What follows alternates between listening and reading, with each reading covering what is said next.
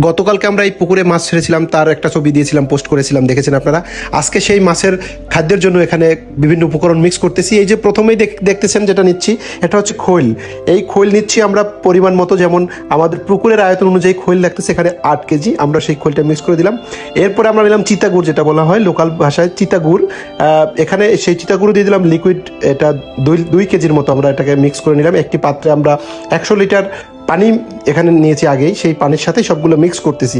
এবং এর সাথে ইস বলে এটাকে লোকাল ভাষায়, ইস, এটা আপনার পরিমাণ মতো এখানে নিয়ে নিলাম।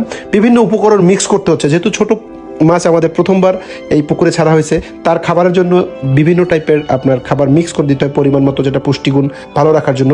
এখানে কিছু সার আছে, যেমন ইউরিয়া সাদা সারটা আছে, এবং এখানে আছে কালো মরক্কো সার যেটা বলা হয়, এটাও আমরা মিক্স করে নিলাম। মিনিমাম আমরা 5 কেজি এটা মিক্স করে নিলাম এর সাথে।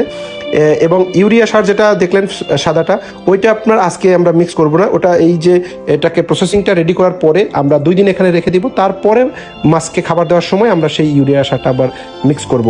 এখন আবার যেটা চিটাগুড় ছিল লিকুইড, সেটা আবার দিয়ে আমরা সুন্দরভাবে এটাকে মিক্স করে নিচ্ছি। মিক্স করে এটা 2 দিন রাখবো। এই যে আমাদের পুকুরটা দেখতেছেন, এই পুকুরেই 2 দিন পরে আমরা সেই মাছকে খাবার দেবো।